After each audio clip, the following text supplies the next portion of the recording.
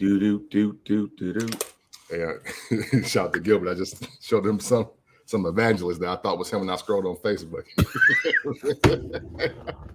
He was like, I gotta get a little more money to do that. Hey, man. Oh, man. You know what I'm saying? Yeah. We gotta do it right. Man, what's good? It's been a long time. We shouldn't have left you. Shit, yes, we should have. It was May. Step 2. Yeah, no, but you know. That. But hey, but yeah, it was important though. It was important. I don't know. Depending on if you are here for more than wrestling, you know that Bang and I have been living life to its fullest extent. All right. Goddamn right. So for all of you 25 and under, because I've been running to a lot of young people lately, if you think life is going to peak between 25 to 35, you're wrong. Oh, hell no. You know what I'm saying? Oh man, what? I think we, without even going into detail, I think we both agree that we've just gotten started again. Man. And you know what? I'm gonna shut the fuck up. I was about to say some wild reckless shit. You know what I'm saying? I'm just gonna say that life we are like version 3 or 4, whatever you want to put it. Oh, yeah. But we are more mature. Yeah. Maturity is so important in getting older. I noticed in maybe the past week and a half that my maturity has grown so far, like up. Mm-hmm. Even my wife has said that there's some things that would happen that you will say would be very immature. But I do laugh at my kids. The only thing I'm not mature at is my kids, because Trey has somebody who likes him now. Like the neighbor, the girl next door likes him, and he don't realize it yet.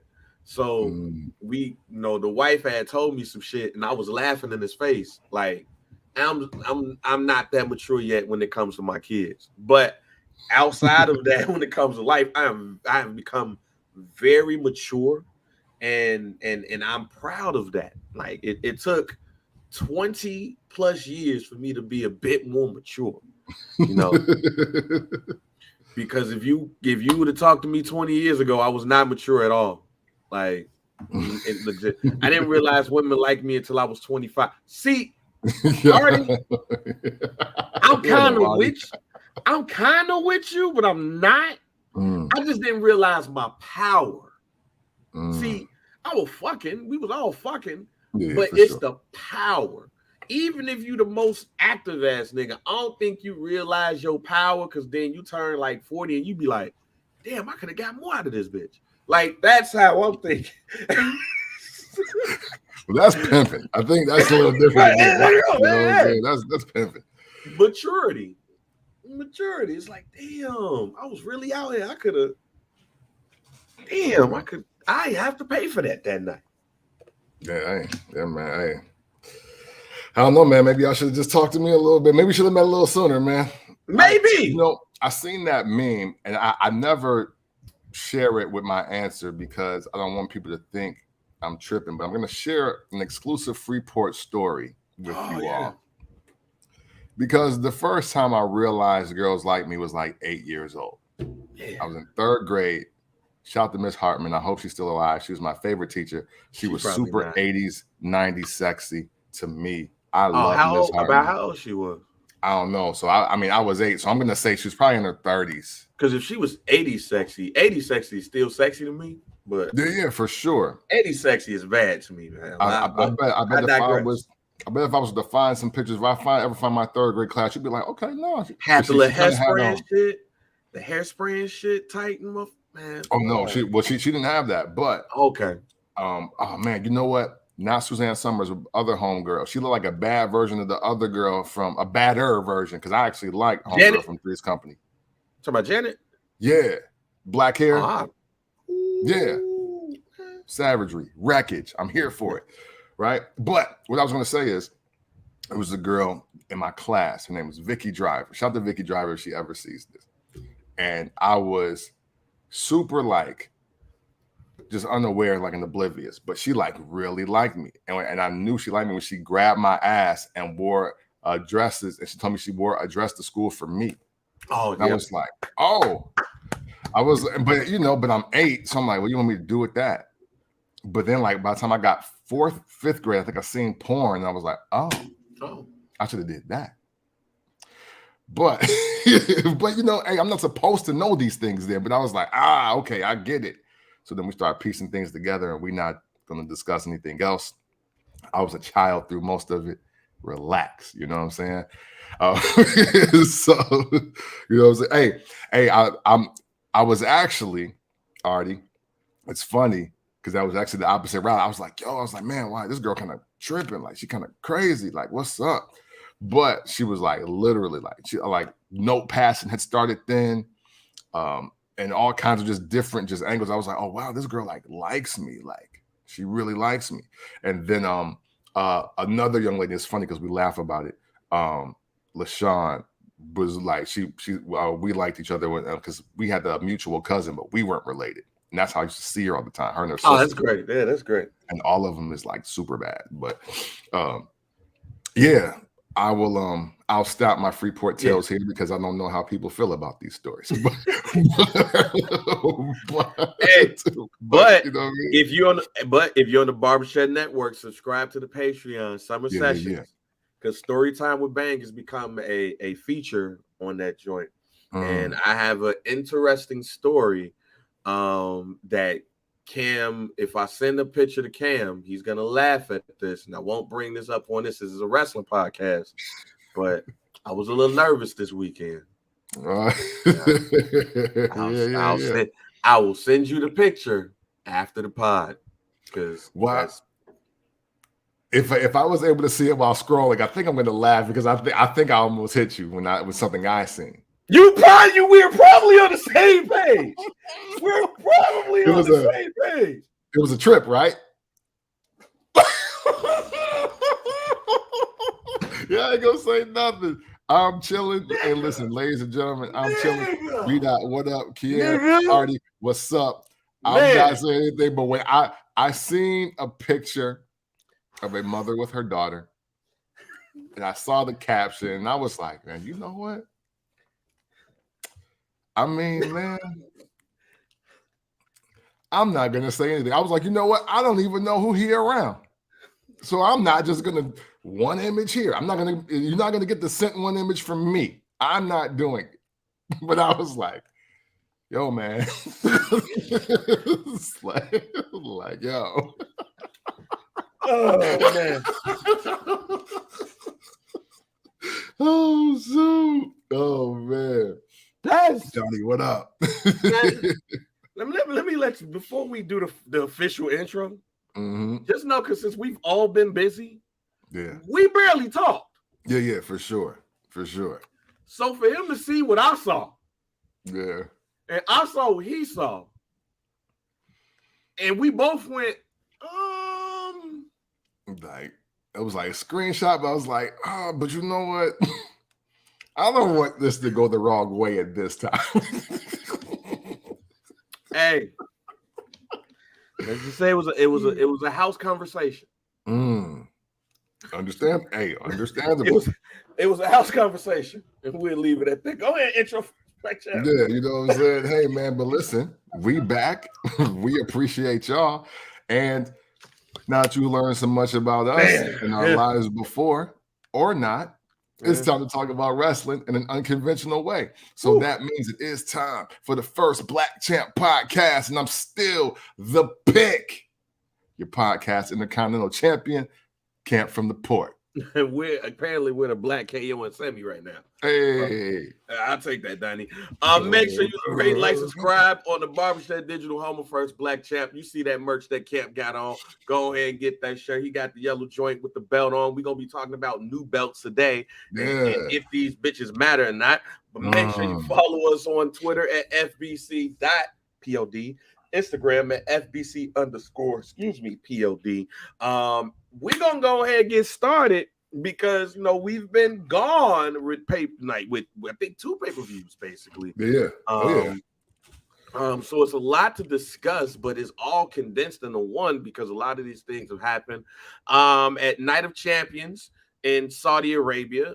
So Saudi Night of Champions, Roman Reigns and Solo went up against KO and Sami Zayn, and we kind of knew what was going to happen. We just didn't know how it was going to happen. Sure. But Jimmy is nobody's bitch, and he wanted to let it be known that he's nobody's bitch after he got pushed in the face one more damn time.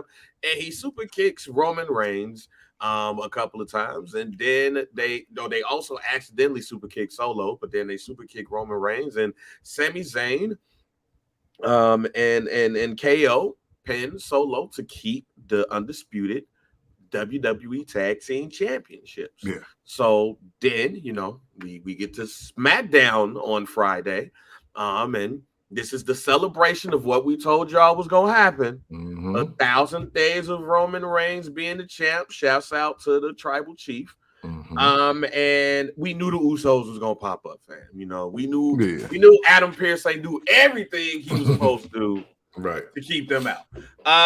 But it was definitely a "Am I my brother's keeper" moment because everything was about you, my brother, you, my brother, you, my brother. Not you, Paul, but you, my brother, you, my brother. And then Solo, which I think it was the red herring. I'm gonna say this about Solo, and it's no knock, but he tips off what the fuck is gonna happen each time. Because when he went over to the side, his thumb was like already out. It was like, oh, what? I thought when he went to the side, he was about to do it then. But he went over, he was like, yo, they're my brothers. Roman looked all sad and shit. Jimmy them with the hug. Roman Reigns was like, nah, dog. Then next thing you know, he gets thumbed in the neck. And Jimmy is down on the ground. Now, the key here is Jay, as you've always said. Jay here, and Paul Heyman says, "What about Jay?" He's like, "Jay's gonna do what he always do. He's gonna fall in line." So, I know the last conversation we had about the Bloodline story is that it was getting a bit dry. Yeah, for sure. Where are we at now with the Bloodline storyline? I'm back interested. I am back interested. I'm not at peak interest, but I'm interested. And had Friday went a different way, I would have been more interested. Okay. I think the spike to Jimmy by Solo was too early. I think when Solo made his proclamation that you're the tribal chief, but these are my brothers, we should have been in the standstill right there. I think Roman Reigns should have left and just left it up to like, okay, that's what it is. All right, Paul, we out. I got my new belt. We out. You know what I'm saying? I think that carrying that story at least to Money in the Bank, which is July 1st. So we get a whole 3 more weeks of them getting that level of tension and story. And even so, right?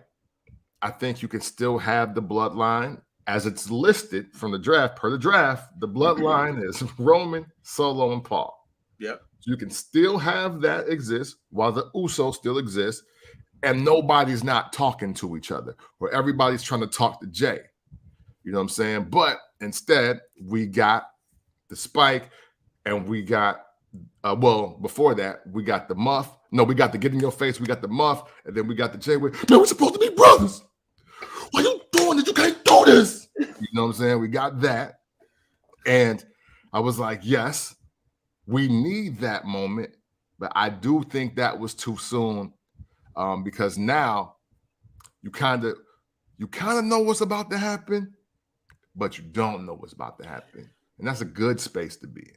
Yeah, maybe it's the I've watched wrestling all my life shit, but we know it's gonna be Jay and Jimmy versus Roman Reigns and Solo at Money in the Bank.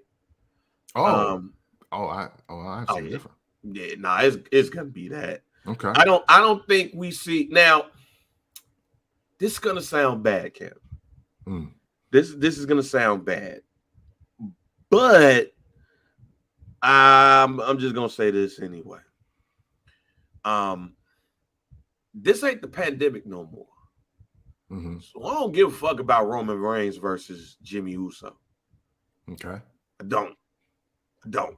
So if they try to make this as a SummerSlam match, I'm like, all right, That ain't gonna work. this is Saturday night's main event. This is not gonna work. They have to, because see, here's the thing with the pandemic, we kind of had to see Jay in that position, and it worked Mm-hmm. because the way I'm looking at this, I am teetering like this. I am teetering on the, you know what, if it's anybody that's got to break the bloodline storyline, it has to be family at this point. Mm-hmm. It can't be Cody. It can't be Seth. It can't be any of that. They have insulated this bloodline storyline to a point where it has to be Jay. I'm almost on that side. Almost. Mm-hmm. But I'm not there yet. I'm not there yet. It's Mm-hmm. all dependent on Money in the Bank. Okay. Because the tag team match gonna happen. The bloodline implodes is going to happen. Mm-hmm. But with Money in the Bank being coming up, Mm-hmm. you kind of have to tease a potential Money in the Bank cash in. Okay. So I think the tag team match is important because if the Usos become the Samoan SWAT team, Mm-hmm. hear me out when I say this. Mm-hmm. Both of these boys have had a moment now where they rubbed their head and did some shit like this. Mm-hmm. It all went crazy Mm-hmm. in some sort of way once they attack their cousin. Mm-hmm. Which means when their cousin beats them and Money in the Bank, both of them got to go, and they got to go nuts. And depending on who wins the Money in the Bank, now you got to run up to the ring with your belt like, what do I do? You have to tease that. Mm.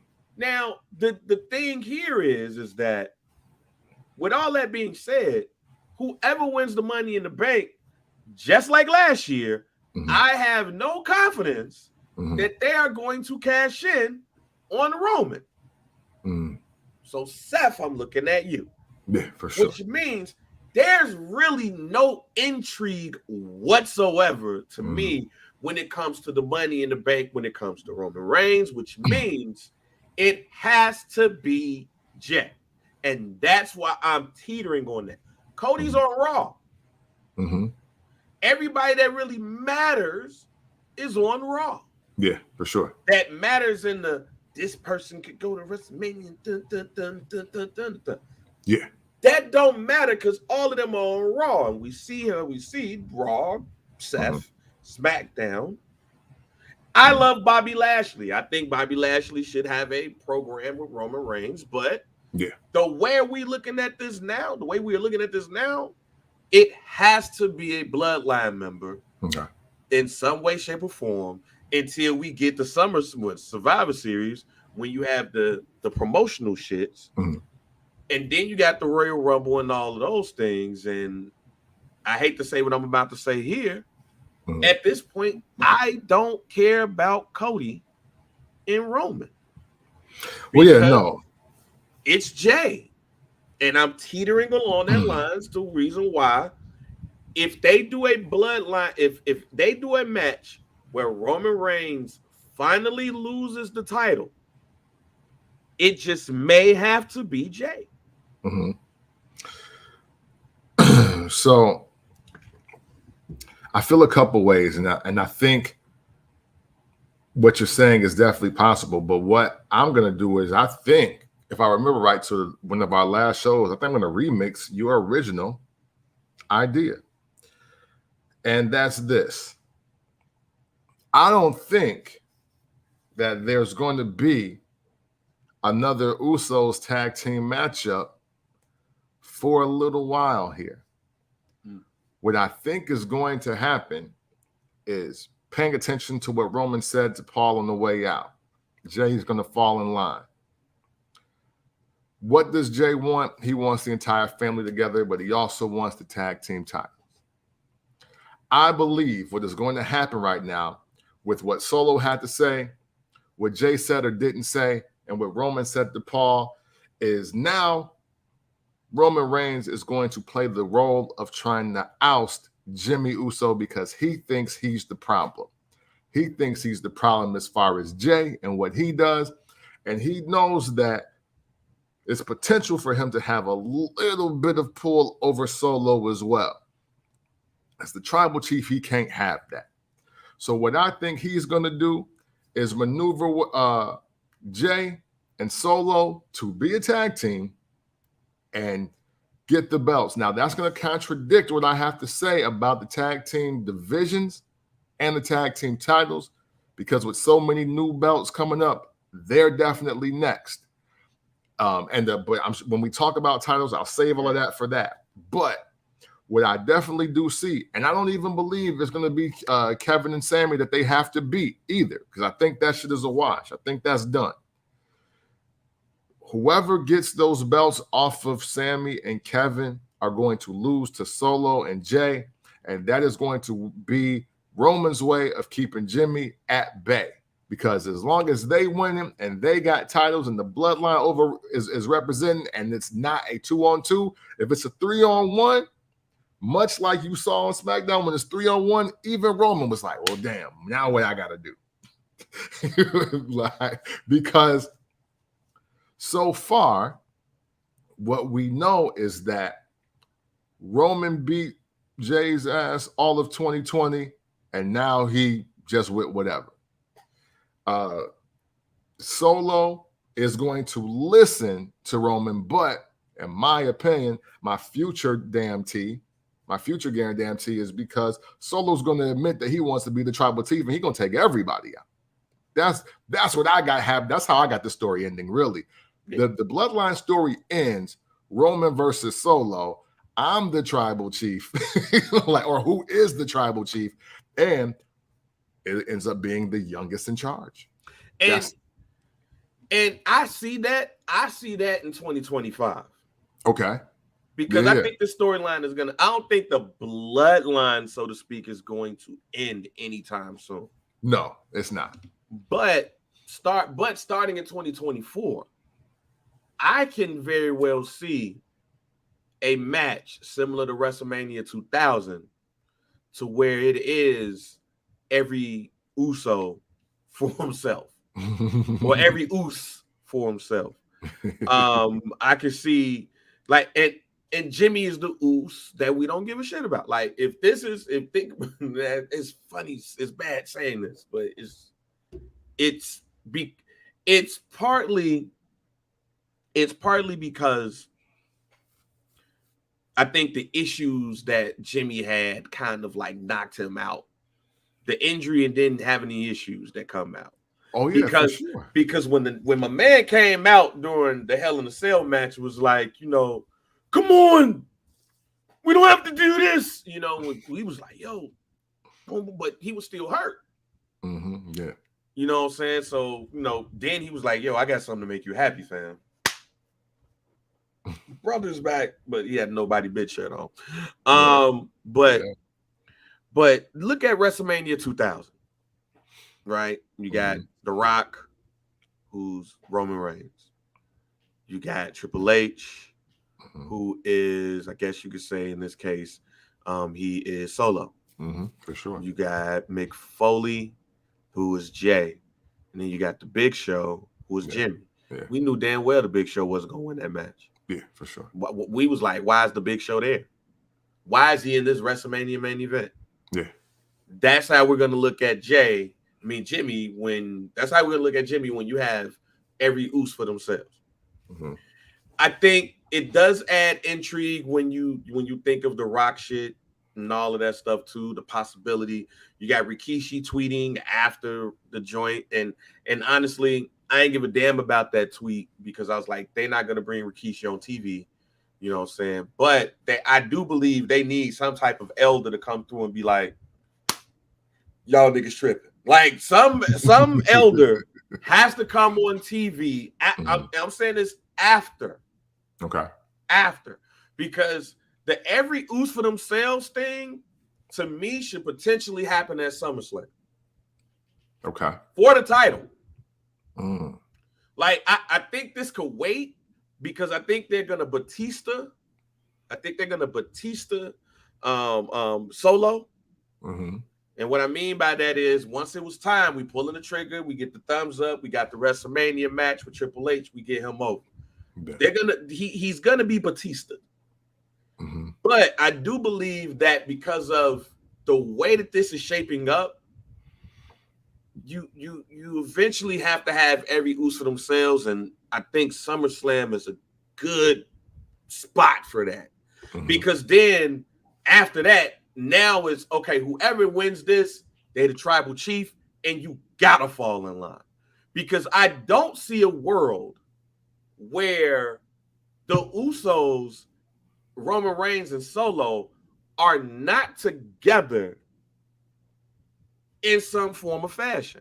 Right. Like, I don't, unless they're on different brands, I don't, it's like the NWO, fam.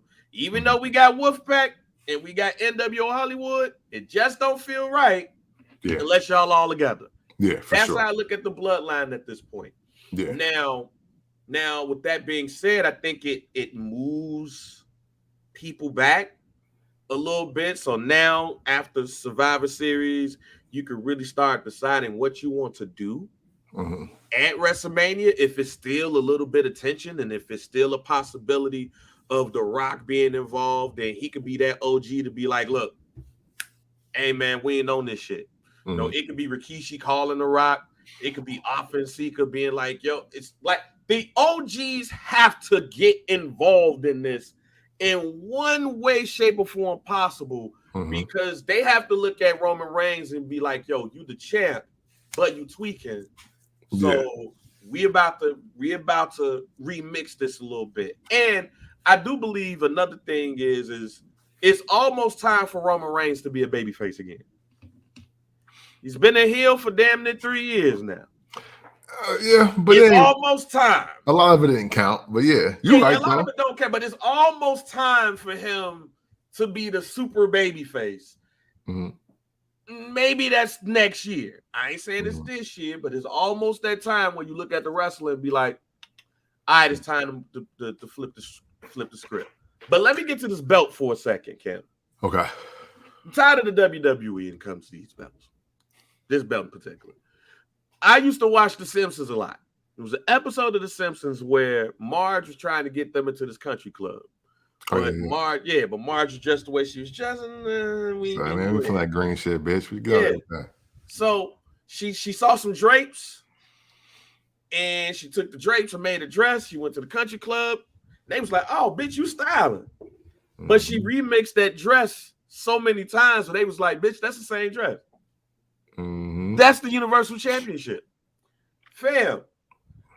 It has been so many similar designs of this shit. When they reveal it, they look at the belt like, oh, look at the new belt you got.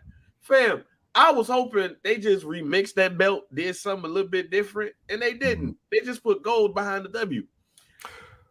I was like, what the fuck are you doing here? Now, onto the belt. To me, that was the remix it needed. Because I never wanted either of the other belts. I didn't want the red one. I didn't want the blue one. I don't want the black one. But something about that gold one. Like it actually feels like the best version of the belt. You know how like when you are on the 2K, right? And you start building some shit, and you're like, oh man, this is cool. This will get me through right now. But then like you can play the game for like 9 hours and you go to sleep. Then you wake up like, oh yo, I can add this to it. And then so you do that, you're like, man, this is pretty decent. And then you just stop playing in the middle of the match, and then you add more shit. You're like, oh no, that's it. That's it. Now I'm ready. Now my music is right. Now my interest is right. Like I got the right clothes. Like I'm doing the right poses in the ring. Like now I'm ready. And now you just win all the titles on the game. So that's what it felt like to me. It's like, oh, okay, so version 4, like this is the like one. y'all finally got it right. Yeah, you got it right. But see, I look at the belt that's right next to you, right? Yeah. And to me, I still don't think the Intercontinental belt should be the one that Gunther currently has. It should be that belt right there. Fact. But I'm an old head, and I am gonna get on my. I probably am gonna get on my old head spiel real quick on 2 segments in a row, right? Because I got something to say about this Roman Reigns 1,000-day reign and how people tripping, like especially people my age. Really, y'all really pissing me off a little bit, but all of those damn belts, for the exception now of the Intercontinental US and the Super Raw Championship. The Super Raw Championship. That's something I was going for in about 05. Right. 09. Super Raw. No, 09 I was definitely the Super Raw champion. Super Raw champion. 09. I'm definitely the Super Raw champion of 2009. You can book it. Technically, I was too. So technically, I was too. But anyway, so oh man, I'm crying. Okay, the fact of the matter is that all the belts with the W look the same. It's just a different color scheme. Yeah, these bitches like Jordans right now. Right? Yeah. It's like, yo, we got another pair of these lines out. Oh, this is this colorway. Like at this point, just make a new design so the belt stands out, or change the tag team belts. Like do something. Yeah. But that belt don't stand out to me. Because when I see Sami Zayn and Kevin Owens come out, they got a red and a blue version. The only thing that's different is that shit black and gold now. Like it's. But you know what?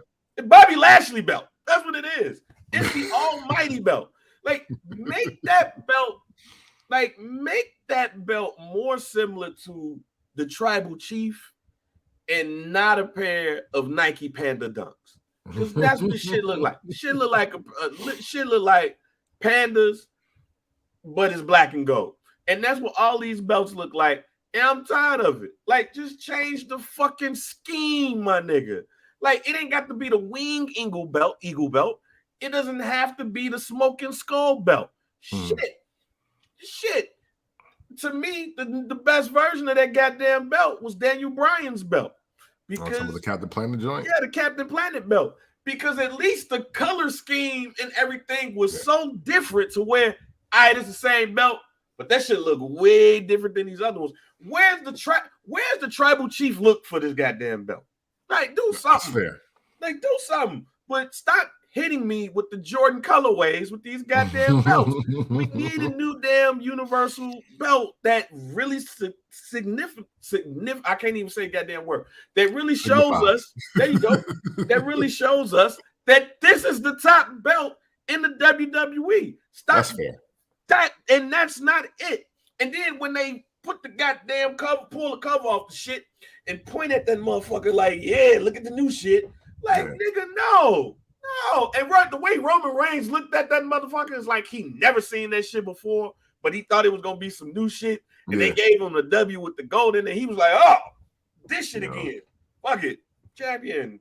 Like, come on. Yeah, I mean, hey, you know what? But you know what? As we move 7 to 10 years from this era, that design will be known as the Roman Reigns title. You know what I'm saying? Yeah. It's the best version of it. Yeah, outside of the Captain Planet Championship, which I wish I would have bought before they took it off of the site. Like, because that one was hard. I was like, yo, because I didn't like the red and the blue thing. The tag titles looked like aluminum trash can lids on pleather. Like, that's trash. Like, they went through a really bad stint of trying to update the belts. I think this is, as they drop the prices on the red and the blue joint and the old black joint, they're pushing those out the way because this will be the best looking version of it. As far as for the men's titles, that is, you know what I'm saying? Hey, and Brandon's right. Hey, yo, the Field of Glow belt, when that was that when she had the zero gravity lights on that hoe, that was hard. You know, you know what I'm saying? Like that was hard. So it's so Naomi and Daniel Bryan, you know what I'm saying? They had the best versions of the title. So at least this is their way of getting a better one than both of them had, since they're no longer with the company. You did what I'm saying? Yeah, I don't love the design of it because it looks like a mid-card title belt from based on like our standards and where we were ushered into wrestling as far as just fandom. It looks like a mid-card title, but at least it's gold now. So that helps a little bit. You know what I mean? At least y'all finally got that shit back. Yeah. Because, yo, trying to give me red and blue leather and telling me it's a world title is crazy. Like, that's crazy. You're just going to give me a piece of red with a big W on it and be like, no, this is the world title. No, how? I don't even see the world on this thing. Like, what are you talking about? Now, speaking of world championships, Seth Rollins is now the world heavyweight champion. Yeah. Now, I'm going to, but before we get there, I have to say something to the Twitter and the internet wrestling community who's mad that Roman Reigns still got the belt. Oh. And now, I know, and this is how I'm going to tell people to get over it, Cam. Now, I'm mainly talking to people that's like 37 and older. Like, if you young, like if you remember the WWE starting with the Attitude Era, I ain't talking to y'all. Because y'all grew up in a time where the titles was hot potato. Like, you grew up in a time where they was changing titles on Raw. Yeah. We grew up in that era. Right. Fact. That's not an era we grew up in. So, if you are 37 years of age and older, I am talking to you. You should not be complaining about this shit because you grew up in the era, but the only nigga that was the champ in the WWE at the time was Hulk Hogan. Fam. Hulk Hogan won that belt in 1984. 1984, I was 1.5 years old. I was 1.5 years old when Hulk Hogan won the championship. So when I started watching wrestling, the only nigga I knew as the champ was Hulk Hogan. I didn't know about Bruno Sammartino, my nigga. Yeah, I didn't know about Bob Superstar Backlund. Billy Graham, Bob Backlund. Shit, I didn't know about Pedro Morales. Still kind of don't, because they don't give a fuck about Pedro Morales. WWE shit, nigga, Puerto Rico. They the one thing I would say about the WWE, the one thing, no, Keith, I was not. I was born in 1982. Bob Backlund was my champion when I was born. you almost got blocked. When was that nigga? Okay. Black History Month come, we see a lot of Black History shit. Yeah, when they want to bring up Bruno, anytime they want to, bring up Bruno. Nigga, how come we ain't never seen the Pedro Morales vignette around the Puerto Rican Day Parade? Yeah, or Latin History Month, or Latin History Month, Spanish Acquisition, or like, none of that. Nothing. We're spotlighting Latinx wrestlers here on the WWE. Pedro Morales, Pedro Morales is a very historic figure in the WWE, and he's basically a fucking footnote. He's a footnote. This man is the first Puerto Rican Intercontinental and WWF World Champion. And the only time we really heard about Pedro Morales was Friday. Hey, Roman Reigns about to pass Pedro Morales. Fuck him. Like, that's it. But that's besides the point. I'm just illustrating how we don't know shit past, at the time we're watching wrestling, we don't know shit past January 1984. And that's even barely putting it, because around that time, Tito Santana was the Intercontinental Champion. Yeah. And we was watching wrestling And we was like, yo, Tito Santana used to be what? Right. Yeah. Yeah. Literally. Hey, to your point on all of this, the only thing I knew about the WWF Championship was that Hogan beat the Iron Sheik for it. So I don't know anything before that. Like I didn't even know how he won it. I didn't know how the Iron Sheik won the title until Bob Backlund came back for the Royal Rumble. Thank you. Thank you. Because that's where I was going. We found out Bob Backlund was a former WWF champion when that nigga turned heel and was mad at Arnold Skaaland and the world for throwing in the towel. Mm-hmm. And niggas collectively was like, what? Yeah. He used like, man, me a lot of game. I didn't know all of that. I know none of that happened. Like, when did this happen? Like, we felt like the world was just thrown at us real quick. Like, whoa, Bob Backlund used to be what? I say all of that to say this. None of y'all niggas complained when Hulk Hogan was the world champion all your goddamn life in the 80s. None of y'all complained. All of y'all niggas was Hulkamaniacs. Y'all was crowd going wild. Y'all was say your prayers, eat your vitamins. Y'all was doing all of this shit. I say this because I wasn't a Hulkamaniac. So I was looking at y'all niggas like, what the fuck are y'all doing right here? Mm-hmm. Fuck, dude. No, y'all was Hulk Hogan this, Hulk Hogan that. He's the champion. You gonna do? He's gonna beat Paul Orndorff. And he's gonna beat King Kong Bundy. And he slammed Andre the Giant. And he's gonna beat Macho Man. You cried when the Ultimate Warrior beat him. But then you cried when he got the belt back. When he beat Sergeant Slaughter, the only time he was technically a face in the 80s, if you listen to this goddamn show. Matter of fact, you was in shock when he lost that bitch in 1993 to Yokozuna. What I'm saying is in the 80s, the only real champion you know was Hulk Hogan. So if you are my age or a little bit older and I see your ass on the internet talking about I'm tired of Roman Reigns having the belt. Cody Rhodes should have won it. You a bitch, because in the 80s, your little ass was around here with a Hulk Rule shirt, clapping your hands anytime Hulk Hogan won a goddamn champion or won a match. So that's what Roman Reigns is right now. He's this generation's Hulk Hogan, goddammit. He's this generation's Bruno. He's this generation's Bob Backlund. Shit, he's this generation's Pedro Morales. Let him get his shit off. Ain't nobody making money the way that they was making money until this nigga became champion. Let them make their money. And when it's time and all that shit, then Cody Rhodes or somebody else will get that goddamn belt. Yeah. But until then, shut the fuck up. Yeah. Yeah, hey. All of that is funny and true, and everything makes sense. You know, hey, look, at the end of the day, man, that's still the Vince McMahon title. You dig what I'm saying? It's still and that is what Vince McMahon wants. Vince McMahon likes his attractions to hold on to the belt for as long as possible.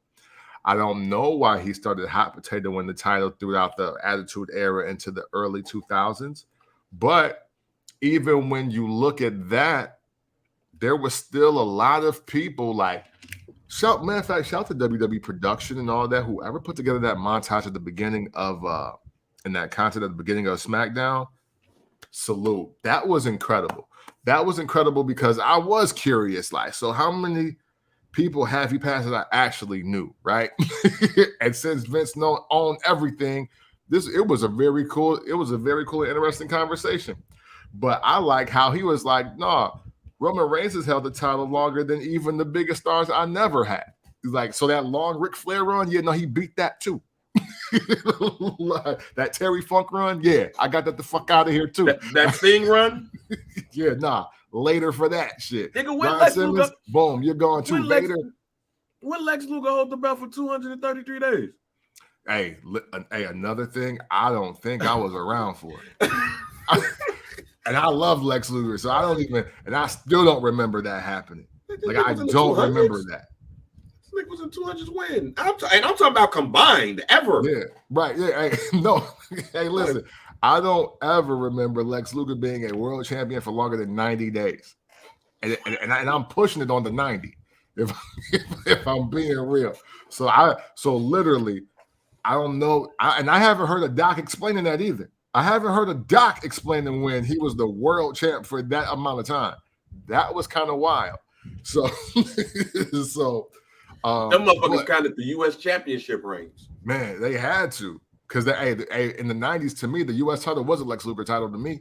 It was this Lex Luger joint. Yeah. So, but no, them putting that together, it really made me think. I was like, yo, you know what? But this is the Vince McMahon blueprint, though. Like when he got something and he feels he has a legit star, like I forget if it was a Bruno Sammartino doc I watched or a Superstar Billy Graham doc. I forget which one. Sorry about that. I was about to say Classy Freddie Blassie, but he has something to do with all of that. But literally, the only reason why Bruno Sammartino was not the champ for a decade is because he said, Vince, I want to go home. He was like, yo, I want to go home and get some sleep, bro. Like, what are you talking about? He was like, Bruno, are you crazy? Look how much money we're making at the Garden. We can do this for another 10 years. Like, and literally, like, the only reason Superstar Billy Graham got the title when he did is because Bruno Sammartino said, hey, Vince, I want to go home, though, bro. Like, I'm tired, bro. Like, I had no pussy. For my wife. Yeah. For my wife. You know what I'm saying? Hey, but then Bruno took the break and was like, you know what? I'm back. And what did Vince do? Give him the title right back. In like 3 minutes. Yeah, like this is what he do. Are you ready? Hey, speed this shit up. Yeah. You know what I'm saying? So that is this has always been the WWE like MO, basically. Like it's never been a time where Vince specifically has wanted that until like the only reason why I understand Hot Potato win the title through the 90s is because he had Shawn, Austin, and Rock. Yeah. And it's like, well, damn, I can't lose here. So let me get all of them in the mix here. And hey, but again, I'm also convinced though, had Shawn been a little more polite in the locker room, had not been using the sex, drugs, and violence back there, that he may never have dropped the title. Bret Hart might be in shambles right now had Shawn Michaels had his shit together. Look, yo. I know we talked about it on the show before, but you old ass niggas, look, and Brando just said some shit that I'm gonna get to in a second, because I still don't remember it being that damn low. But yeah, hey, okay, yeah, but go ahead. But I'm gonna say some shit to these old ass niggas who complaining about Roman Reigns having the championship with this shit. Where was y'all niggas at when Jake the Snake Roberts was doing his thing in the 80s and the early 90s? Y'all wasn't saying, oh, Hogan dropped the belt and put it on Jake the Snake. Hogan dropped the belt and put it on Rick Rude. No, nigga, no, you were not. You were saying your prayers, taking your vitamins, working out, and the fourth commandment that nigga made, live forever or some shit. That's what y'all was doing. So I don't want to hear about this Roman Reigns shouldn't have the belt. Fuck you, all right? Like, fuck you. Because there's a whole bunch of niggas who could have got that goddamn belt in the 80s that if y'all would have really been serious about, they would have been champs. Nigga, Ted DiBiase should have had a championship run. Jake the Snake Roberts should have had a championship run. Nigga, Macho Man should have had another one in the 80s. If you want to, if you really want to be tactical, nigga, Honky Tonk Man should have been a world champion in the goddamn 80s. Yeah, still the longest reigning Intercontinental Champion at one time, period. Yeah, so, niggas, that didn't happen, all right? So since that didn't happen, understand that Roman Reigns is in that trajectory. He is in that world right now. Own that shit. Own that shit, all right? Goddamn it. Right, Mr. Perfect. And all that shit. But Brando comes with the little stat here. So here's the answer on Lex. Lex Luger was the WCW champ after Ric Flair in 1991. I remember that. Because it was Lex Luger versus Barry Windham in the cage match out of nowhere. And it was the double turn. You know, Harley Race came through. You know, he wins. And he lost it in February of 1992. Which, damn. I didn't realize he held that shit that long. Yeah, hey, and let me answer why we don't remember that and we don't know that. Because Ric Flair showed up to the WWF with the belt. I didn't even know they had one until Lex and Ron Simmons wrestled for the new one. I mean, I'm sorry. Oh, wait, no, Vader and like they wrestled for the new one. We forget, like, Brando, your stat is correct. But when Ric Flair showed up on Superstars, with Heenan and Perfect with the belt in it, with Heenan and the belt in his hand, he the champ. Yep. I don't care what nobody say. That's the belt. Hey, I watched WCW. He over here with the belt. That's the belt. Mm-hmm. And the thing is, Vince McMahon, being the genius that he is, he was like, look, we just gonna digitally impose the belt, or I mean, we're gonna dysmorph it or whatever. But that's the belt. He was like, he's the real world champion, but we don't recognize that belt here. Yeah, so y'all admitting to me that no, he got the WCW belt still. So somebody got to beat him for it. You're right. Hey, so you're right. Lex Luger got here with the Texas States Heavyweight Championship. Yeah, you know what I'm saying? I don't know what the fuck that shit is. Yeah, and that mug is bigger and gold, pause, if necessary. But yeah, it was like, yo, no, Ric Flair got that belt.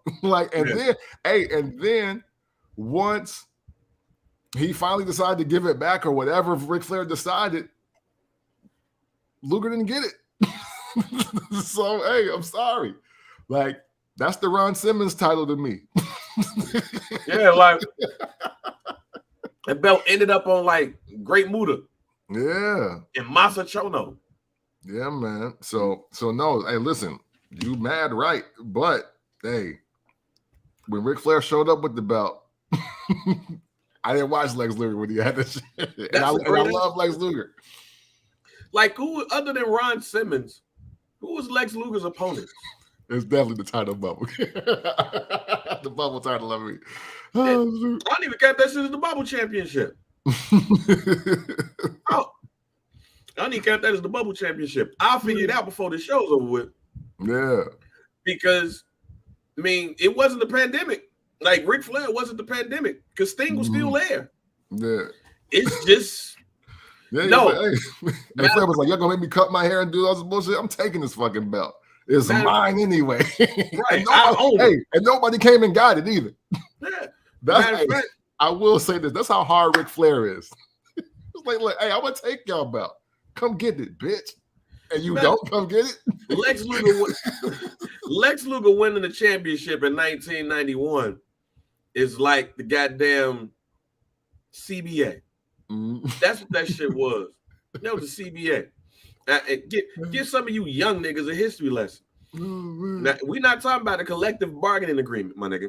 We're talking about the Continental Basketball Association.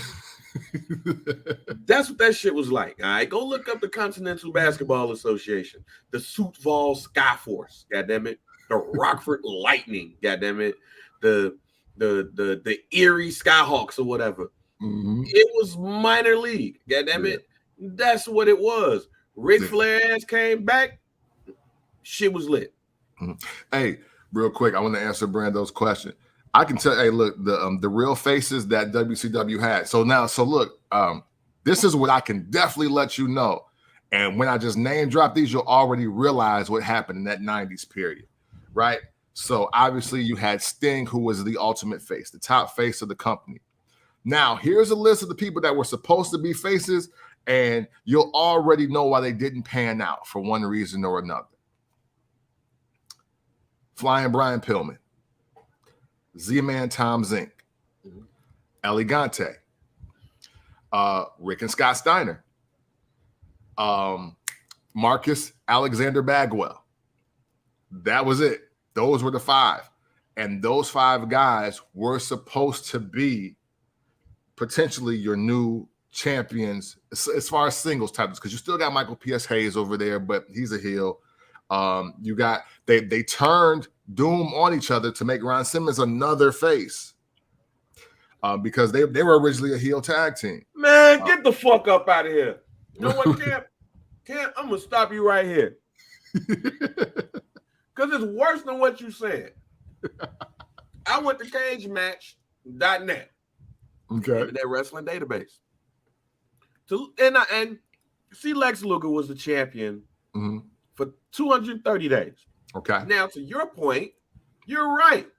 We don't remember, other than that, and we barely remembered that, him having long title reigns because he was the WCW World Champion twice. How long did that last? Those 2 reigns last? 5 days. Oh, wow. Yo.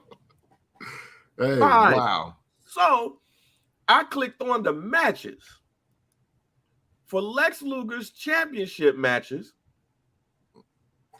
And fam, y'all, this shit's terrible. Like, this shit's the pits. All right. So he defeats Barry Windham. He wins the title at the Great American Bash.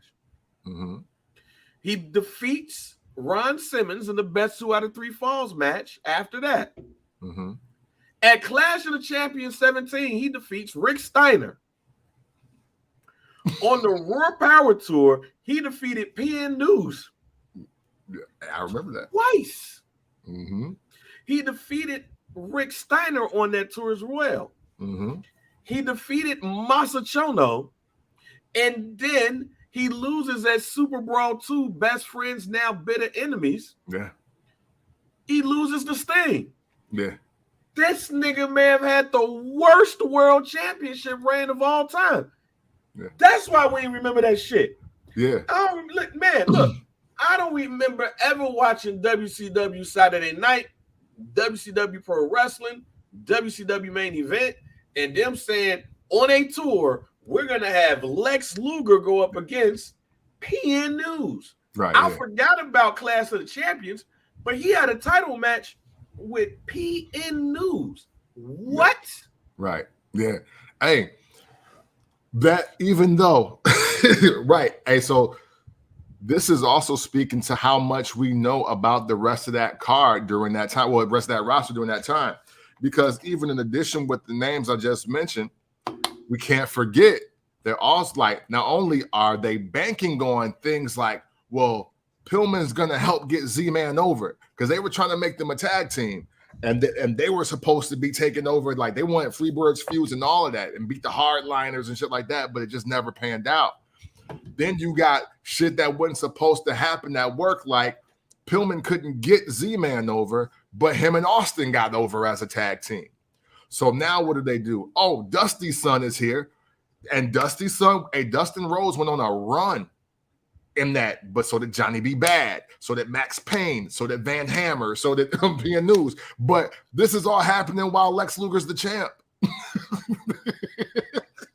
You don't hear any blockbuster names, even for what most of them became. It's still not a main event today. Like Lex Luger versus Dustin Rhodes for the World Championship is not that. It ain't that draw. You dig what I'm saying? So like it's there's several factors into why it just didn't work out, but that being the main one, like even when we look back on it, Sting versus Luger is still the biggest match to name out of everybody I listed. And not even close. Yeah, and that's only because Pillman didn't live long enough. Bruh, that has Lex Luger's championship reign and having it for 230 days. They just put that shit on him and forgot he had it. hey, and Flair kept his belt till he won Vince's belt and said, all right, you can have this bitch back. His title matches were Ron Simmons, Rick Steiner, PN News, Masa Chono, and he lost to Sting. Fam, what did we miss? What did we miss? Mr. Hughes helping. Shout out to him. Did he need the help? Right. Right. Because that's his heel title run, y'all. If you're not aware, because he read them twice. I want y'all to realize those are the faces that he beat till he got the Sting. Hey, so nasty list. So, ladies and gentlemen, when you see Lex Luger pass by Roman Reigns, and you say, "Hey, what?" Lex Luger had a what title reign? Yeah. Yes, Lex Luger did have a 230 plus title reign, but that's because he didn't wrestle nobody. Yeah. Basically, because the dates on those were December 27th, 1991, November 19th, 1991, December 10th, 1991, December 13th, 1991, December 14th, 1991. So basically, You wrapped two of them up in 20 minutes. right, basically, that was a tour, y'all. Again, that was a tour. And then go to 1991, January 4th in the Tokyo Dome. And then 1992, February 29th, he loses it. So if you really want to be technical about this, y'all, he defended that belt 1, 2, 3 times on American television in 230 days. That's why Lex Luger is up on that list, getting passed by Roman Reigns. Yeah. That just shows you how the pits was when it comes to the faces in WCW in 1991. Yeah. Because I think Sting was hurt.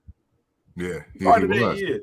Because he got hurt in that Super Brawl, wasn't it? Yeah. He got clipped or some shit like that. Mm-hmm. So, damn, Lex Luger, you finessed a long ass title reign. Yeah. Ted Turner just kind of threw up his hands at that point. Fuck it. Who woke this bitch? It's like, man, thank God for Vader. Because Sting got that bitch and lost to Vader like a couple of weeks later. Mm-hmm. So yeah. So ladies and gentlemen, just to go back to the Hulk Hogan shit. Yeah. Shut up, fam. And if y'all ever want to know why Bret Hart be talking his talk the way he talk it, this is the period of time he's talking about when he was like, "Hey, I've always thought we had better wrestling than WCW." Like, this is what he's talking about. And 91 to 93, yeah, the characters and all that was a bit much, but the wrestling happening over here is better than the wrestling happening over there. Even the Rockers versus the Hart Foundation is better than PN News versus Lex Luger for the WCW World Championship. It just is. Yeah. Like, Lex Luger, I know we had our overrated wrestler list. Mm-hmm. I'm just gonna move Lex Luger to the top of that bitch. Lex, I'm just gonna move you to the top of it. Hey, because fam, that was your title reign? Yeah, man. That was your title reign, fam? Like, Arn Anderson couldn't get a title match? Man. I don't care if he was with the Dangerous Alliance or not. But yeah, somebody. Man, let me look at the faces in WCW in 1991. Hey, listen, I'm telling you, you're going to see Z-Man Tom Sing's going to be at the top of that list. Flying Brian Pillman, Elegante, fucking Dustin Rhodes as the rookie, Marcus Alexander Bagwell, fucking what's my man that ended up in Techno Team? Oh, there's an op-ed that said, why was 1991's WCW was abysmal. So this was around with I forgot. They wanted Ric Flair to be like Spartacus. Mm-hmm. Man, cut his hair and everything. That's how he got the taper fade. You know what I'm saying? Doing the Bruise Cruise. Bruh. Damn. I forgot. Oh, no, that's when he was a U.S. champion. That's before he turned bad guy. Fam, come on, man. Like, Masahiro Chono was supposed to be a face. Bruh. You know, man, it's a lot. Lex Luger is the worst. Had the worst world championship reign. Like, I would take Andre the Giant's title reign over Lex Luger's. Oh, some of that week from Saturday Night's main event to Jack Tunney's announcement. Nigga, fuck a week. He won the shit and sold it like 5 minutes later. Yeah. Like, his title reign was about 5 minutes, G. It's like, hey, you know, I just want to say, I just wanted to prove I could do it. That's it. You want it? Like, man, even Ric Flair went up against Elegante in 1991, Jack. Hey, I'm trying. Yeah, I'm trying to tell you. I'm trying to tell you. The face game was below mid Why the at that fuck was point, Nikita because Ricky and Robert were still top faces in WCW even then. What the fuck, fam? Wow. Mm-hmm. Oh, What? Too Cold Scorpio. My bad. Yeah, what was Too Cold Scorpio? Mm-hmm. Everybody loved Too Cold Scorpio. Yeah. Hey, they probably thought, hey, he'd have to drop the belt if it's Too Cold Scorpio. Man, that's the thing. Hey, we don't talk about that, and that's kind of the Jake the Snake Roberts thing too. And we don't talk about the match that happened, and I was shocked that this happened recently.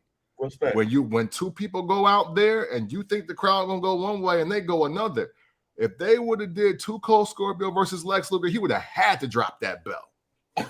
He would have had to drop that belt to Too Cold Scorpio because Too Cold Scorpio was going up everywhere. He could have won that shit in Macon, Georgia, and they would have treated that shit like the United Center in '96. Man, Lex Luger had the belt for 230 days.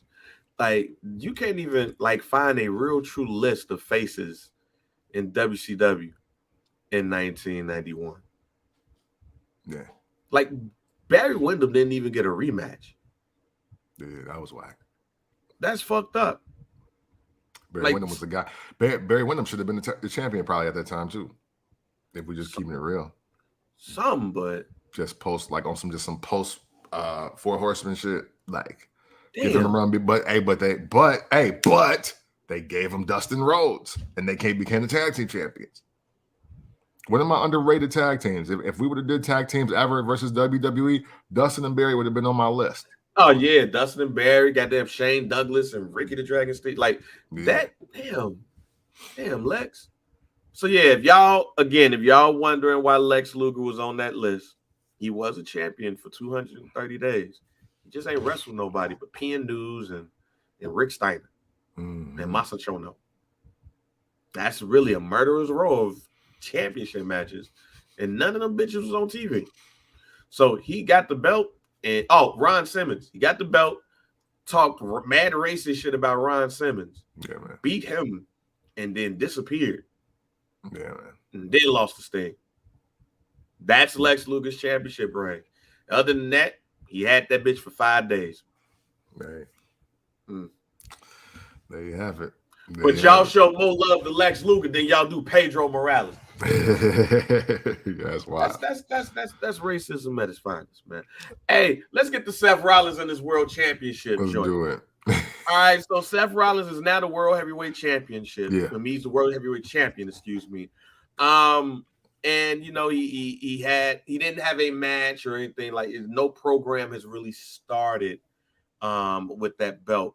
AJ Styles on Monday did, give him a congratulations and everything, and then Judgment Day came down. It was a tag team match, all of those. But he issued an open challenge last week, and it was accepted by Damian Priest. Yep. I might be in the minority here, Camp. Mm-hmm. I don't think I am, but I might be. But I don't like open challenges, especially for world championships. I believe that world championships they're special, and open challenges makes belts feel less than. But we're gonna get an open challenge match for the World Heavyweight Championship with Damian Priest. So how do you feel about this belt now that it's here and somebody owns it? When you look at the belt, where are you putting it? And like, what are your thoughts on what it needs to happen to be special? Okay. Well, to answer your first question, I hate this. I hate everything about. I hate it for two reasons. One, for everything you said about open challenges for world titles. I'm not a fan of that. That's whack. That's weak. That's trash. But second reason why I hate it, because if we go back to one of our last two episodes, this was my Money in the Bank main event for Seth Rollins. Seth Rollins versus Damian Priest for the new Raw Heavyweight Championship. This was it. Damian Priest has earned the right to get a better promo into a title match than this. That sucks for him. You know what I'm saying? Like, again, we are watching people sincerely trying to deviate from just the things that make sense in the world of wrestling. And what makes sense in the world of wrestling to me from how I was raised and watched it is when dude putting in work and he's obviously becoming a standout talent, we reward him with a program with the champs. Bottom line, it was like, it don't matter if it don't matter if it's a tag team title, if it's a intercontinental title, or if it's a world title. You don't open challenge your way on a run like Damian Priest is having. You get that. You show up while Seth Rollins is in the ring is like, no, that title's coming home with me, but we're not doing this shit on Raw. I want you at Money in the Bank in London. And then we kick the program off leading up to that. Give it some real promo, give it real fever pitch, give us real anticipation, and let Damian Priest keep kicking ass on the way to the title. That's how I like to see world title matches built, especially since we're looking at the very first holder of the title and his first legit contender for it. Yes, AJ and Seth had their match, but that was to decide who's the title. Now it's the defending of the title. And I don't like open challenges in general, but I definitely don't like an open challenge for a brand new title that we've never heard of before. And that being the first defense on Raw. When Triple H was handed the Raw World Heavyweight Championship, when the big gold belt made his way back to the WWE, his first opponent was Rob Van Dam. Mm-hmm. Now, I'll admit, at that time, I didn't really see Rob Van Dam as a world championship contender. Mm-hmm. But that was just me. Mm-hmm.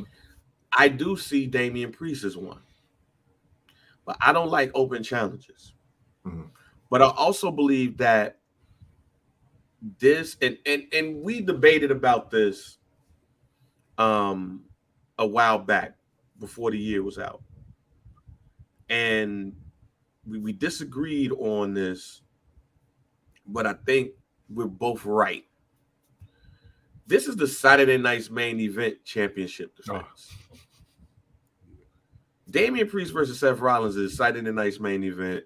Hulk Hogan versus Terry Funk. Or Hulk Hogan versus Don Morocco. Mm-hmm.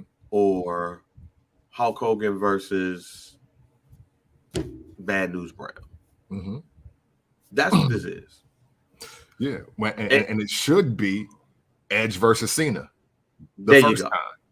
Right. I believe that they should not have hot pocketed a title defense just so you can say that this person is more active than the other. Mm-hmm. I think that really picking somebody to be a true contender for the belt would have been better to start off for the first title defense. Yeah. Because to the Rob Van Dam thing, while I didn't think he was a true person to be an opponent for Triple H for the title, when the match happened, changed my fucking mind. Right. And I'm already there with Damian Priest. I mean, Damian Priest could be, I hate to say, well, how I'm about to say this, but Damian Priest could be this generation's Pedro Morales. Puerto Rican champion. But I say all of that to say, I believe that the first title defense should be meaningful. The question becomes, who is the first person that Seth Rollins could defend the title against to make this worthy? Now, do you look at Finn Balor and say at Money in the Bank, Finn Balor versus Seth Rollins for the championship? Do you look at Cody and Brock? Does Brock say, man, I whooped your ass, fam, and broke your arm. I ain't wrestling you. Seth, I wrote that belt. And do we get that? And Cody goes to Money in the Bank. I mean, I hate to say what I'm about to say, but do we look at Omos, a newly married Omos? Congratulations.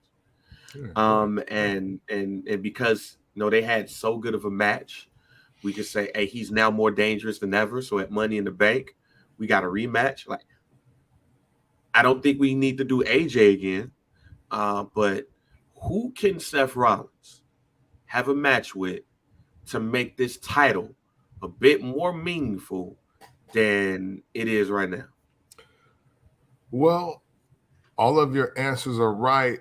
I'm going to open the umbrella and say anybody and everybody. See, and that's the other reason why we don't do these open challenges to get accepted on Twitter or wherever the fuck, or Instagram story, like whatever it is. Well, that's why we don't do this, because look at who you just named. Look at everybody you just named. If Seth Rollins closes out the year and his major title defenses are Damian Priest, Finn Balor, Cody Rhodes, Brock Lesnar, like he's won. and even Omos too, right? And even Omos. If those are his 5 title matches, the title solidified. All we got to do is promo the shit right. All you got to do is put those men in position to really challenge for the title. I don't like this thing where the champ says he wants to be a fighting champion and people just show up to lose matches.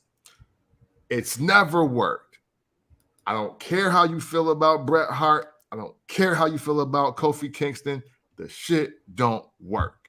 And the reason why you don't list those names, Bret Hart, Kofi Kingston, when you talk about dominance, when you talk about defining moments, when you talk about attraction and showcasing, is because they literally just wrestled anybody who said they wanted a title match. And it was never them in the ring first for most of it. It was them coming out and saying, hey, if you want a shot, meet me in the ring. Huh? Dog, the CEO don't act like the janitor when he the CEO. He respect the janitor. He know he willing to do the janitor job. If he quit, get fired or die. But he not doing the job, fam. So like, it takes away one of the greatest lines that Bobby Heenan has ever put out in the atmosphere as far as the world of wrestling. I'm going to tailor it to him because that's my era. If somebody said it before him, then whatever. Right. But he's always like, you got to beat the champ. The champ don't got to beat you. So even with that mindset in place, no, I don't want to see my world champions going outside talking about some, hey, who wants some? Like, that's what you do when you are in pursuit of the title. Yeah. Because you're trying to call the champ out. So I didn't beat everybody. Ain't nobody left but the champ. Not I'm the champ. Now who want me to make their day? Yeah, I agree with you, but I do think it needs to be somebody off the top to show interest in this belt in order to make this belt meaningful. It has to be somebody of note to be like, all right, fam, I want that. Seth Rollins got to wrestle Brock Lesnar at Money in the Bank to make this meaningful. Matter of fact, I'll go even further. Brock Lesnar got to beat the shit out of Damian Priest tomorrow. Just stalemate the match. Stalemate the match and look at Seth Rollins and say, nah, fam, I want you at Money in the Bank. See, I already don't like this World Heavyweight Championship shit in the first place. I don't like it because we never should have gotten to this position. Never should have got to this position. But we're here now. So now that we're here, we have to have somebody look at that belt and say, I want that. All right, let's be real. There's certain girls that we've come across that, and I'm not saying us, saying people. Some people like women when somebody else like that woman. You call that girl ugly all day long. Oh, she ugly, she this and that, she busted, all that. And then some dude walks up and be like, I want that. And then all of a sudden you're like, oh no, I want that too. Women too. Yeah, I've been a part of that where it's like, oh, now you want me because you see all of that.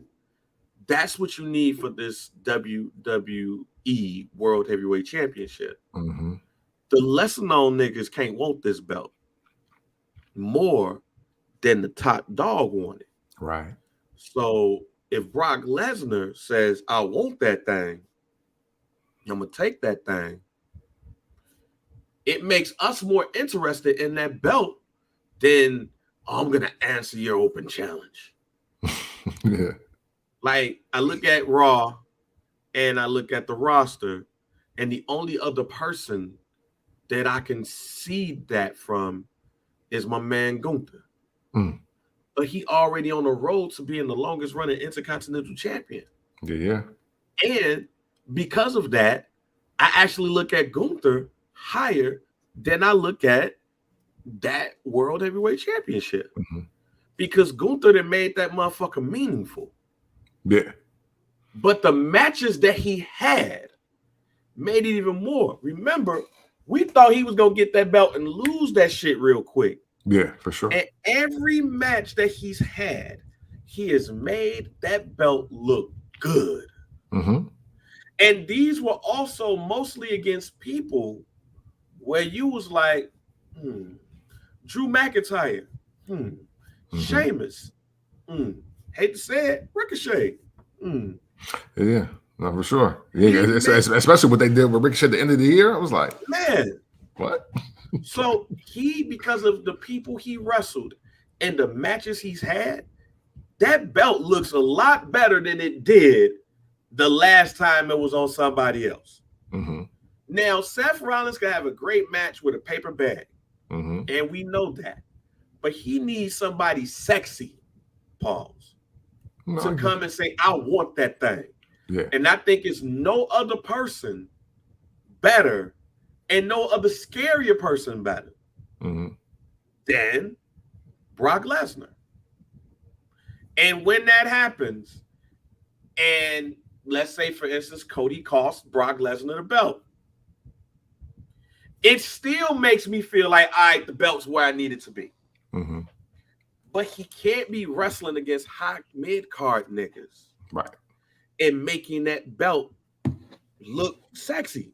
Yeah. He has to go up against somebody that's a real threat. And right now, while I love Damian Priest, they ain't built him up as a threat yet. When they build him up as a threat, then I think that's the conversation. Or if he just so happens to lose but beat the shit out of Seth Rollins, and then you say we're going to do this again in London, I'm with that too. Yeah. Hey, and that's where we're 100% on. And that's what I'm talking about. You know what I'm saying? Like, even though obviously Seth Rollins was supposed to be a heel this entire time, it hasn't worked out that way. But it's given an opening for a Damian Priest and a Finn Balor to stake their claim to get the title shot. And even on a short program, Bang, I don't want to speak for you. I'm just used to whoever the next guy is goes on a run of runs. And it's like, well, if nothing else, these last 3 victories is why he deserved this title shot today. I agree. You know what I'm saying? And they just haven't done that for Damian Priest. And one, I don't understand it.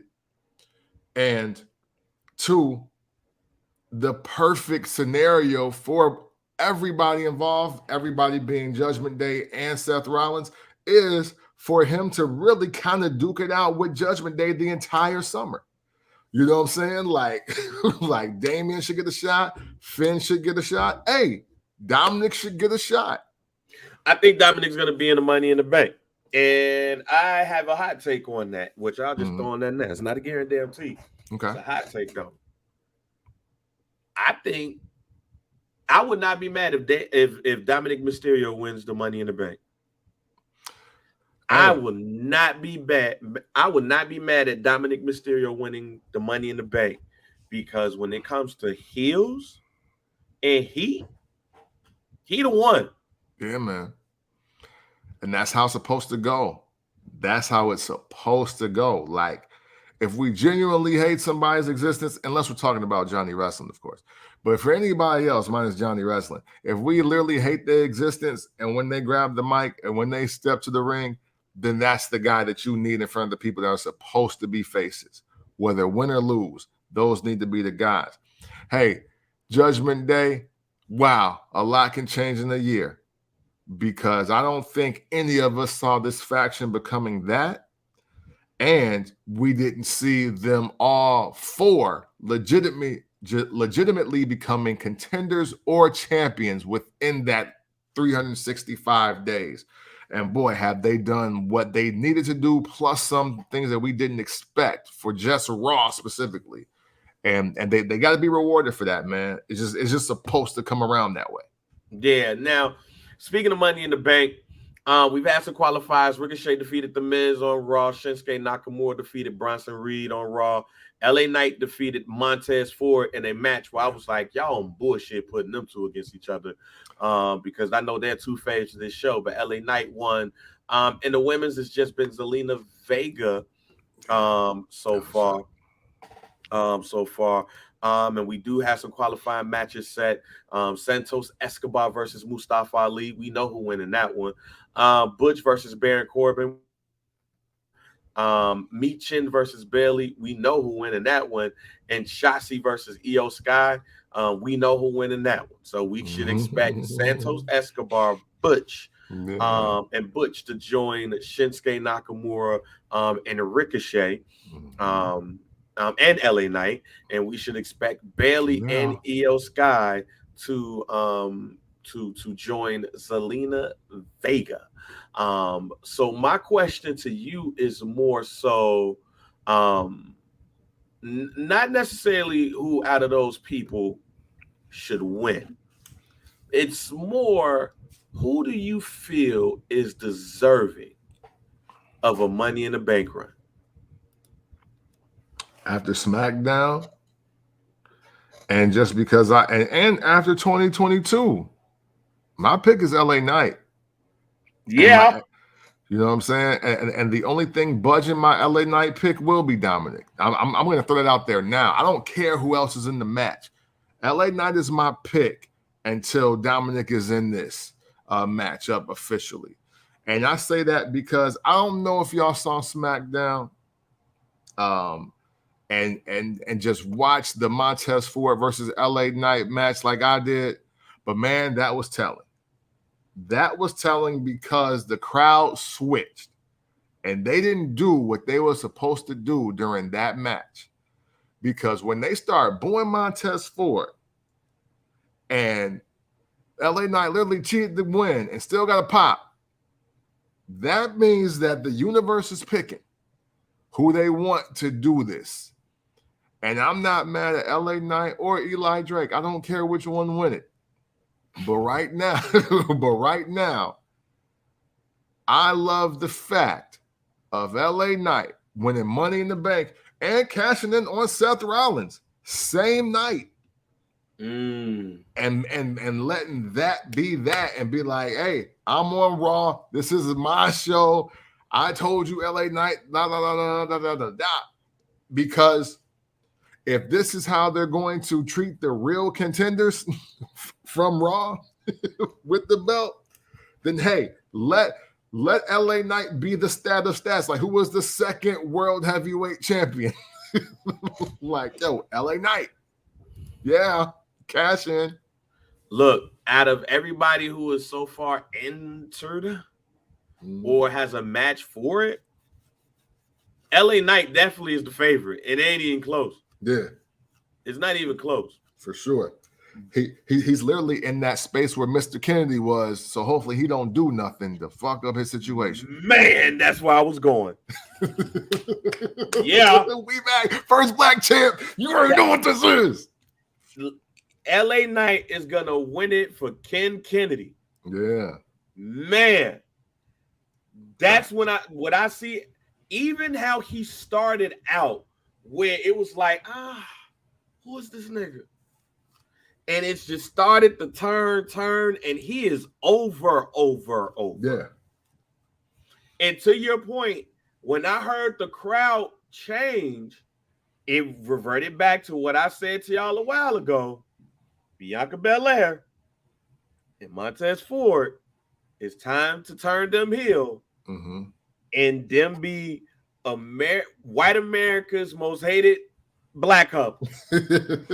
Sorry, Will and Jada.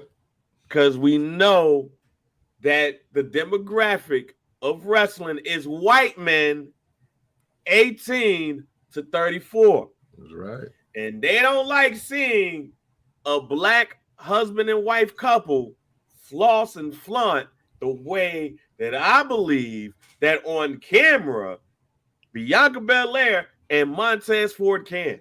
And you know what? Angelo Dawkins, come and join the ride. Ain't got to break up. Just come join us. We the shit. We black excellence. And y'all hate that. I'm waiting for that promo. Matter of fact, I am waiting for a promo just like that. Hey, we're black excellence. And y'all don't like that. But you know what? Y'all gotta like it because it's here to stay. Montez Ford, Bianca Belair, Angelo Dawkins. Coming soon. Like, because niggas need to go on a break. Coming soon. Boom. I like that. Because y'all hate to see that shit. Y'all hate it. 18 to 34, y'all hate it. But let me go back to Money in the Bank. And that's not even counting Money in the Bank, where there'd probably be like a last chance qualifier where like all the people who lost, like they get all that stuff. Yeah, because they do that now. But LA Knight, that's in the match. LA Knight is the most deserving. But if Dominic Mysterio ends up in this match, Lord Jesus, when he gets up on that ladder and he's at the top of it, and it's 25 minutes into the match when you know it's time to go home, the crowd, the heat that they will bring upon Dominic Mysterio when he just grabs the briefcase is going to be a moment to remember. Oh, yeah. And that's why, if he is the winner, I ain't mad at it. I'll even go as far to say this. That has to be the night that LA Knight officially becomes a face. Because if he is the winner, the pop that he would receive is going to rival anybody else at the top of that card. Yeah. For sure. They better think about this and where they position this person. Because the other part about it is, and I'm just throwing shit out there, y'all. I'm not saying this is going to happen. But if my thought rings true that the Usos versus Roman and Solo will happen at Money in the Bank, and they all of a sudden go crazy, the minute that you hear that white West Coast music, the pop that LA Knight will receive, just the thought of cashing in on Roman Reigns is going to be epic. I don't know if it's Dolph Ziggler epic. Yeah. But it's going to be a pop that you remember. He ain't even got to cash it in. Jay and Jimmy could super kick his ass to say, hey, that's for me. Right. That's for me. But as soon as you hear the white West Coast music pop and you see LA Knight with the briefcase and he start running down there with a referee, oh my God. You already know. It's going to be up. And as soon as he gets super kicked, they're going to be like, boo. That's all I'm saying. But Dominic Mysterio, that shit going to be nuclear no matter who is the cash in. And I'll throw this out there, ladies and gentlemen. I'm going to throw this out there. Fuck it. I'm just going to make this a guarantee because we be making guarantees sometimes that we know that's not going to happen. True. But I'm going to make a guarantee. Dominic Mysterio, let me say it again. Dominic Mysterio will be your 2023 winner of the Money in the Bank. And he's going to cash it in on the man who tormented him in his debut. Dominic Mysterio is going to cash in on Seth Rollins, making long-term storytelling coming true again. Because who was Dominic Mysterio's first match in the WWE? Seth freaking Rollins. Yeah. Hey, listen, that and the belt's still on Raw. So listen, man, some things don't be as far-fetched as you want to make them out to be.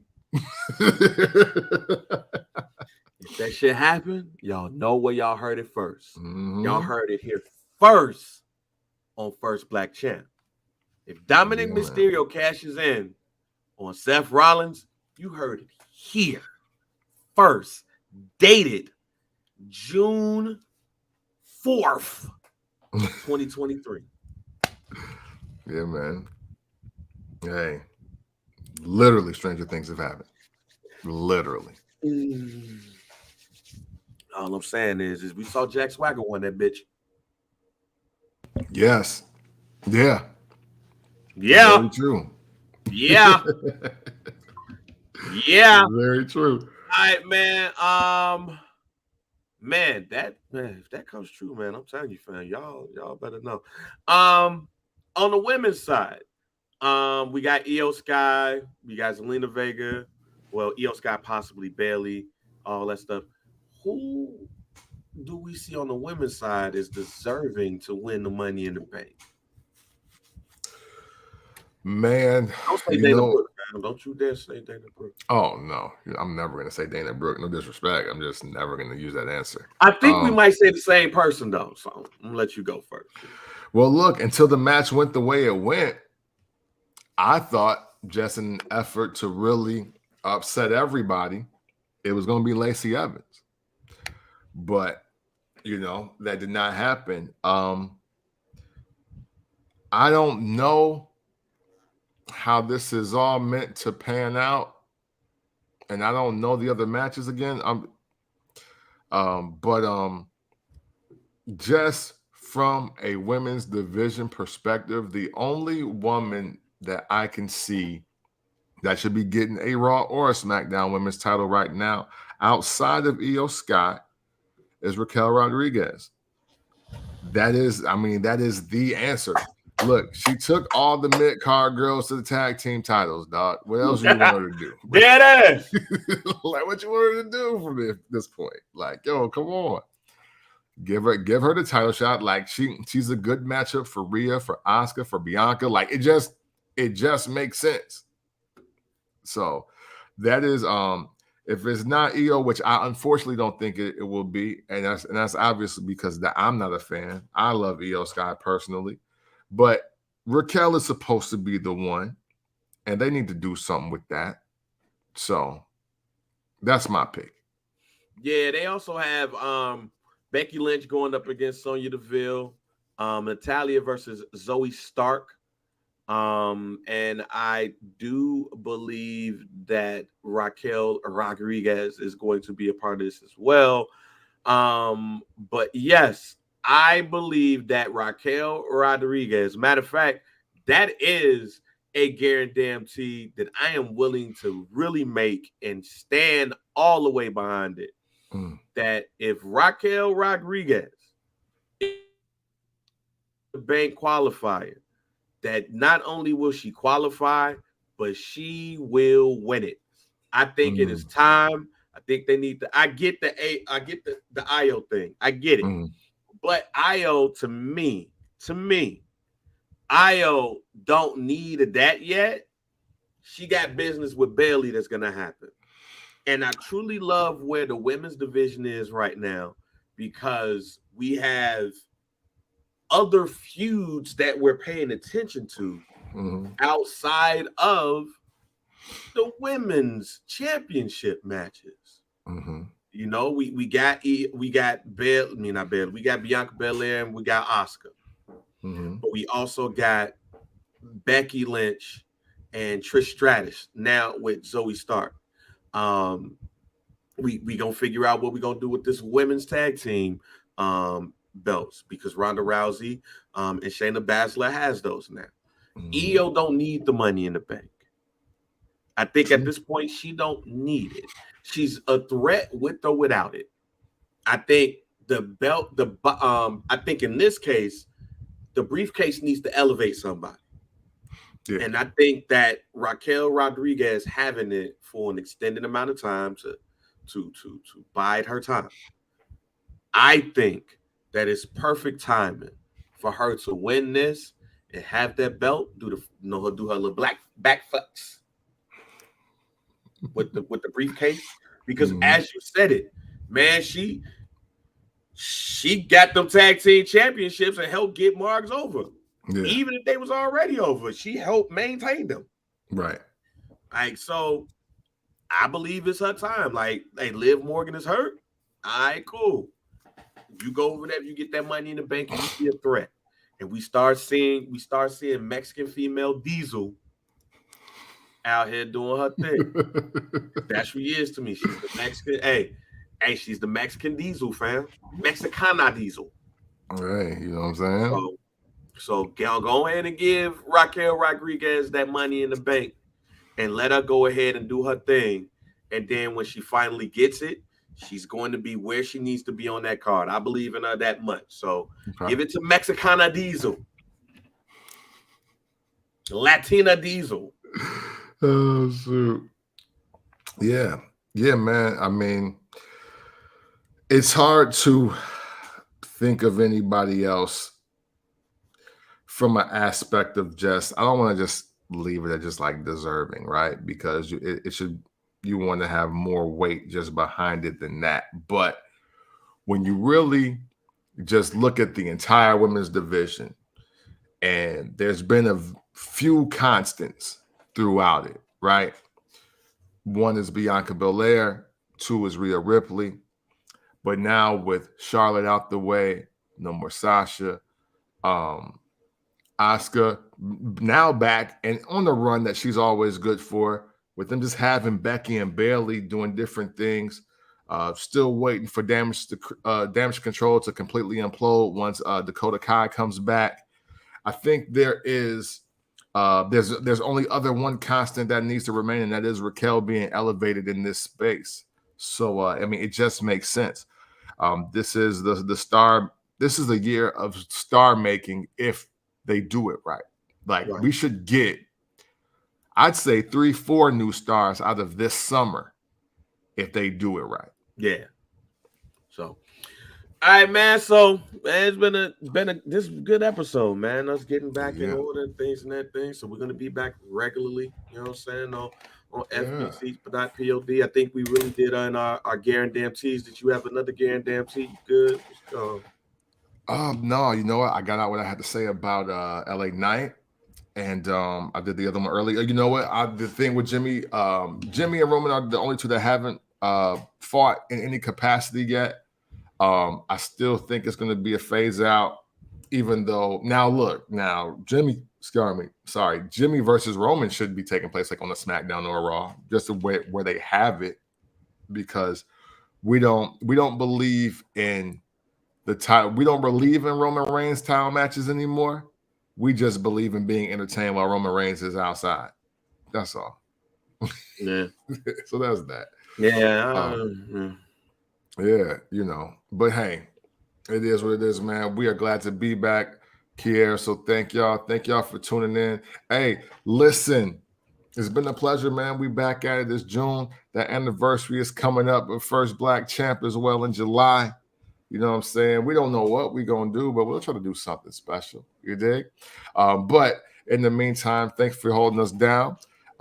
If you checked out my latest post for the first Black Champ pod, I put Dean Malenko next to Roman Reigns.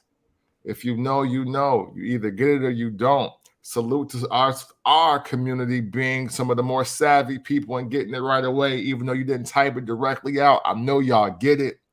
And that's why y'all are fans of this show, man. And likes, the comments, the conversation, the shares. All of it is greatly appreciated. Obviously, Bang and I can talk about wrestling anywhere in any way and can do this show all by ourselves, but you all being a part of the community makes it that much greater, and for that, we will always thank you. So if you ever want to talk about wrestling in an unconventional way, you do so by checking out the First Black Champ podcast. Pick VP, DOC, and we are out. Always fuck Johnny Wrestling. Hey man, we gotta do more about this Lex Luger shit though. Yeah. We gotta do that. Fuck dude, we gotta find this out. That shit, they wrong. Matter of fact, I got to see who's actually asked Lex Luger about what Ric Flair did to him and his title run. That's what I don't think he's asked that question. We always get, did you kill Elizabeth? How many steroids did you take? But what about, hey fam, what about when Ric Flair made your title reign not mean nothing? I might cut that out for social, fam. Yeah, that's cool.